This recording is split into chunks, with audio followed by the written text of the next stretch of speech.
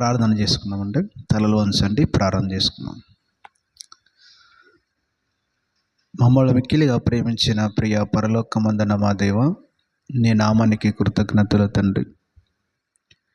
ఉదయకాల సమయం నుండి రాత్రి వేళ సమయం వరకు నాయన నీ కృప చేత మమ్మల్ని కాచి కాపాడి వచ్చావు నాయన, నీకు కృతజ్ఞతలు.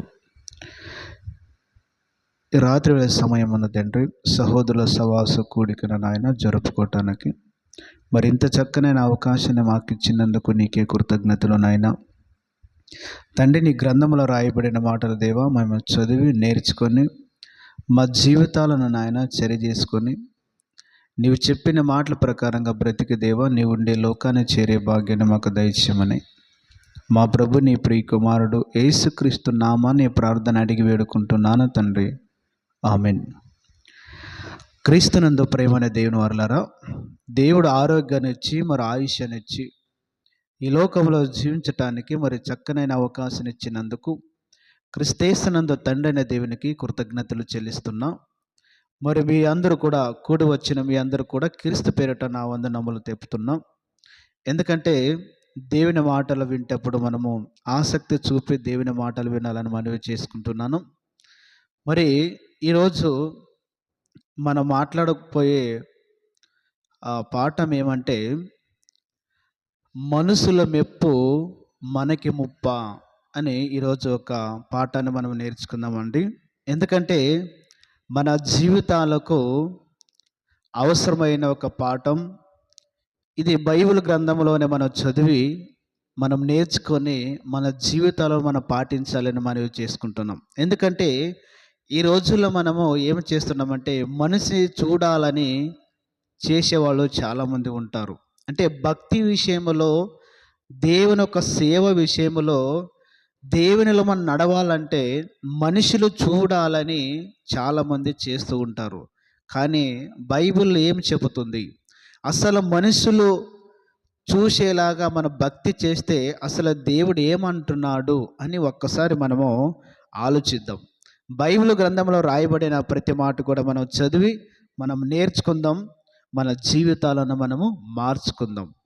గలింతలు రాసిన పత్రిక 1వ అధ్యాయము 10వ వచనం.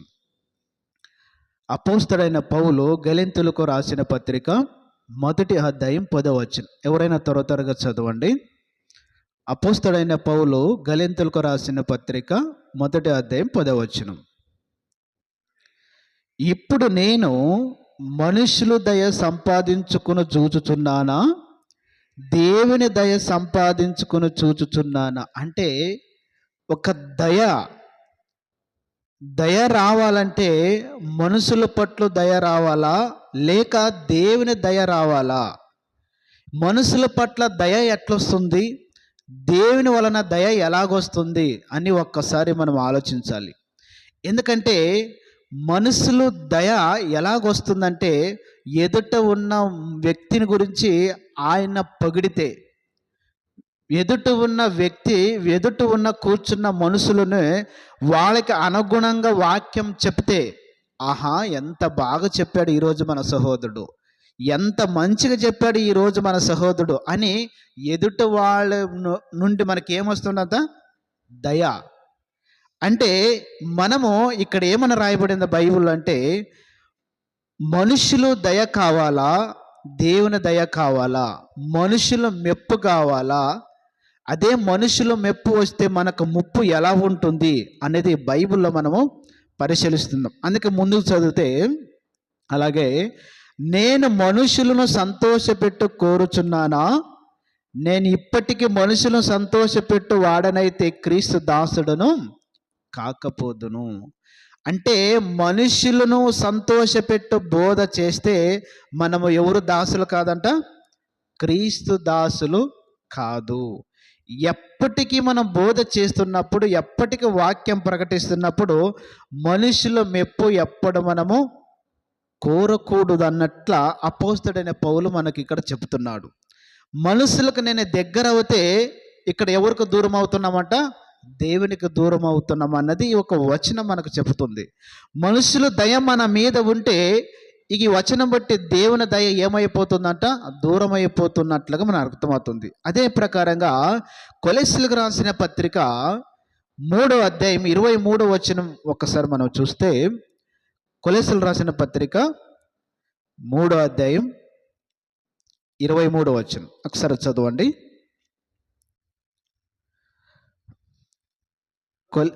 అపోస్తలుడైన పౌలు కొలెస్సీలు రాసిన పత్రిక 3వ అధ్యాయం 23.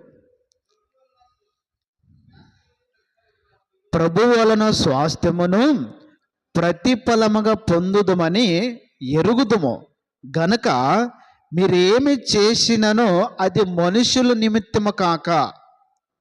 ఇక్కడ మనం ఏమి చేసినను ఎవరి నిమిత్తము కాక, మనుషుల నిమిత్తము కాక ప్రభు నిమిత్తమే మనము స్ఫూర్తితో చేయడి. దేవునికి ఏదైనా మనం చెయ్యాలనుకుంటే మీరు ప్రతిఫలం పొందుదమని ఎరుగుదురు గనక మీరు ఏమి చేసిననో అది మనుషుల నిమిత్తం చెయ్యొద్దు. ఏ కార్యం చేసినా, ఏ పని చేసినా మనుషుల నిమిత్తం మనం ఎప్పుడు చెయ్యకూడదు. అపోస్తలుడైన పౌలు కొలెస్సీలకు సంఘానికి రాస్తూ చెబుతున్నాడు. ఎందుకంటే ఇది ప్రభు నిమిత్తమని స్ఫూర్తితో చేయుడి, మనుషుల నిమిత్తం మీరు ఏమి చెయ్యవద్దు. మనుషులు చూడాలని మీరు ఏమి చేయవద్దు, అది దేవుడు చూడాలనే చేయండి. ఒక్కసారి ఆలోచించండి, ఈరోజు మన జీవితంలో మనం ఎలా జీవిస్తున్నాం, ఈరోజు మన జీవితంలో ఎలా మాట్లాడుతున్నాం, ఈరోజు మన నడవడికి మనుషులు చూడాలని నడుస్తున్నామా, ఈరోజు మన మాటలు మనుషులు మెప్పాలని మాట్లాడుతున్నామా? ఒక్కసారి మనం పరిశీలించి బైబిల్ గ్రంథాన్ని మరలా చూద్దాం.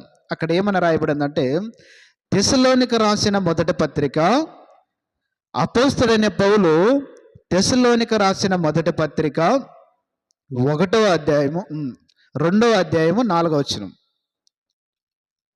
2వ అధ్యాయం 4వ వచనం.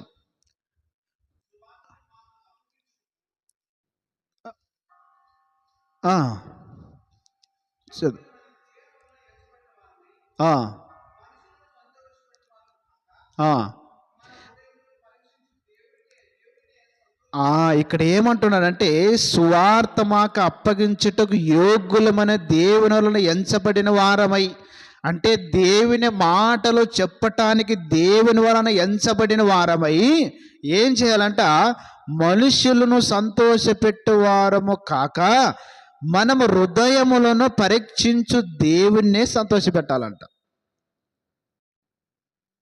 అంటే ఈరోజు మనకు వాక్యము దేవుడు అప్పగిచ్చాడంటే, ఈరోజు దేవుడు వాక్యం చెప్పాలనే దేవుడు అవకాశం మనకిచ్చాడంటే, మనుషులను నువ్వు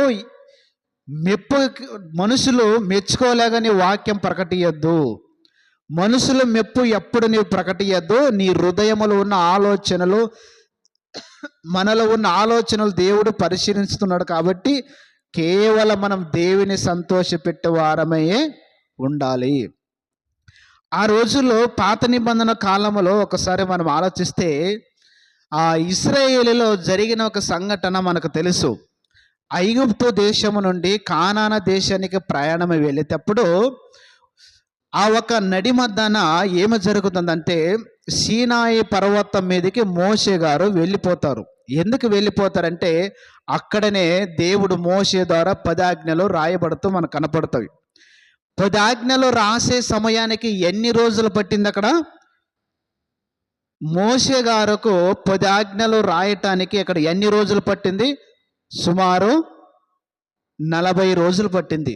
సుమారు 40 రోజులు పట్టేటప్పటికి కిందున్న ఇశ్రాయేల్ ప్రజలు ఏమంటారంటే, మాకి కాపరైన మోషే ఏమయ్యాడేమో, ఆయన ఏమైపోయాడేమో, ఐగుప్తు దేశం నుండి రప్పించిన మాకి ఏదైనా మా కళ్ళెదుట పెట్టు అని ఆరోనును బతిమాలకుంటారు.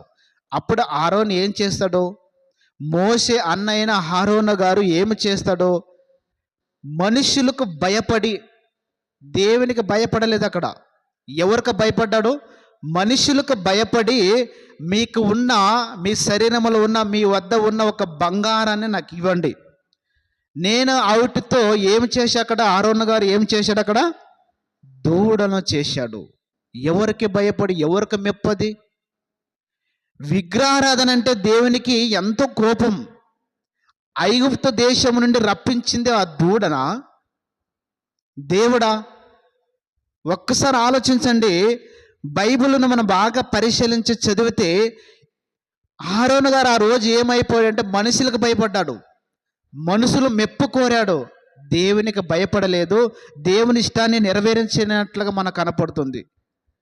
అలాగే మనము కూడా ఐగుప్తు దేశం నుండి దేవుడే రప్పించాడు కదా. ఆరోను మోసే కళ్ళెదురుగా ఎర్ర సముద్రము పాయలు చేసి నడిపించిన ఒక గొప్ప కళ్ళెదురుగా చూసిన ఒక దృశ్యాలు ఏమైపోయావి? ఐగుప్తు దేశంలో 10 తెగుళ్ళతో ఆ రోజు దేవుడు గొప్పగా నిరూపించిన ఒక గొప్ప సూచక కార్యాలు ఏమైపోయావి? అంటే కళ్ళెదురుగా అన్నీ చూసిన వ్యక్తే మనుషులు భయపడి మనుషులు మెప్పుకొని ఒక దేవుని పక్కన పెట్టి దూడన పెట్టాడంటే ఒక్కసారి ఆలోచించండి. ఈరోజు మనము కూడా మనుషులకు భయపడి దేవుని ఉన్నట్ల దేవుని మాటలు ప్రకటించకుండా మనుషులకు భయపడి దేవుని మాటను మారిస్తే మనము కూడా దేవుని ఆయనలో మనము లేకుండా పోనట్లుగా మనకు కనపడుతుంది. ఒక్కసారి ఆలోచించండి. బైబిల్ గ్రంథంలో చెప్పబడుతున్న ప్రతి మాట కూడా దేవుణ్ణి సంతోషపెట్టాలనే కనపడుతుంది. ఇంకో మాట మనకు తెలుసు. మత్తాయి రాసిన సువార్త 27వ అధ్యాయం 24వ వచనం. త్వరగా చదవండి, మనకు సమయం అవుతుంది. మత్తాయి రాసిన సువార్త 27వ అధ్యాయం 24వ వచనం. బాగా ఆలోచించండి. ఈ మాటలు దేవుడి గ్రంథంలో రాయించాడంటే ఒక్కసారి మనం ఈ మాటలు పరిశీలించి ఆలోచిస్తే మనము కూడా అలా ఉన్నామో లేదో మనకు అర్థమవుతుంది. చదవప్ప. పిలాతు అల్లరి ఎక్కవచ్చున్నది కానీ తన వలన ప్రయోజనం ఏమి లేదని గ్రహించి నీళ్లు తీసుకొని జనసమూహం ఎదుట చేతులు కడుక్కొని ఈ నీతిమంతుని రక్తం గురించి నేను నిరపరాధిని. అక్కడ జనాల ఒక్క ఫోర్స్ ఎక్కువైపోయింది. ఆయన సిలువ వేయి ఆయన చంపేయాలి, ఆయన సిలువ ప్రజలు ఒక కేకలు ఎక్కువైపోయాయి. కానీ పిలాతు ఏమైపోయాడు? అక్కడ ఈ జనాలకు భయపడి ఒక నిరపరాధినికి నిలబడకుండా తప్పిపోయాడు అక్కడ. అంటే ప్రజలకు భయపడి ఈ ప్రజలు నన్ను ఏమి చేస్తారో నాకు ఆలోచనతో ఆ ఒక నిరపరాధితో పక్కకి వెళ్ళిపోయినట్లుగా మనకు కనపడుతుంది. అంటే ఈరోజు జరుగుతున్న ఒక సంఘటన కూడా ఏదైనా జనం ఎక్కువ అవుతే ఆ ఒక సత్యాన్ని దాచిపెట్టడానికి చూస్తూ ఉంటారు. ఎందుకంటే కళ్ళెదురుగా వ్యక్తులు ఉన్నారు కాబట్టి. అలాగే మనము కూడా సత్యం బైబిల్లో రాయబడిన ఉన్నట్లుగే ప్రకటిస్తే దేవుడు మెచ్చుకుంటాడనే బైబిల్ గ్రంథం మనకు చెబుతుంది. కాబట్టి ఇంకో మాట నేను చూపిస్తాను. ఇంకో మాట ఏం కనపడుతుంది అంటే మత్తాయి రాసిన సువార్త 6వ అధ్యాయం 1వ వచనం. మత్తాయి రాసిన సువార్త 6వ అధ్యాయం 1వ వచనం చదువపా.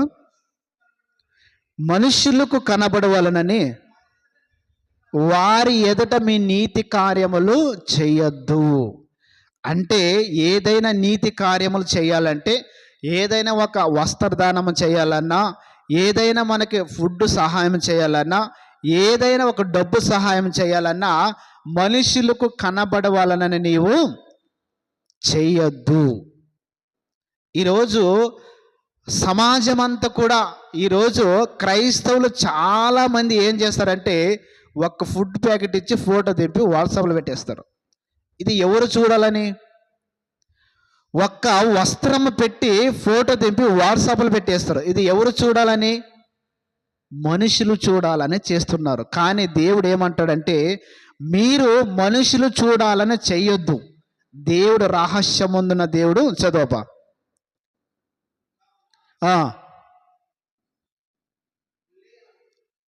6:1 మత్తాయి రాసిన సువార్త 6వ అధ్యాయం 1వ వచనం. మనుషులకు కనబడవలనని వారి ఎదుట మీ నీతి కార్యము చేయొద్దు, లేని ఎడల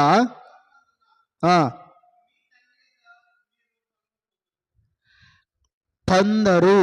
అంటే దేవుని దగ్గర నుండి వచ్చిన ప్రతిఫలం అనేది మనకు రాదంట.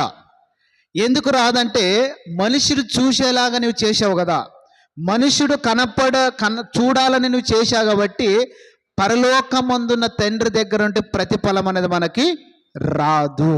కానీ ఈరోజు మనం అలా ఉండకూడదు.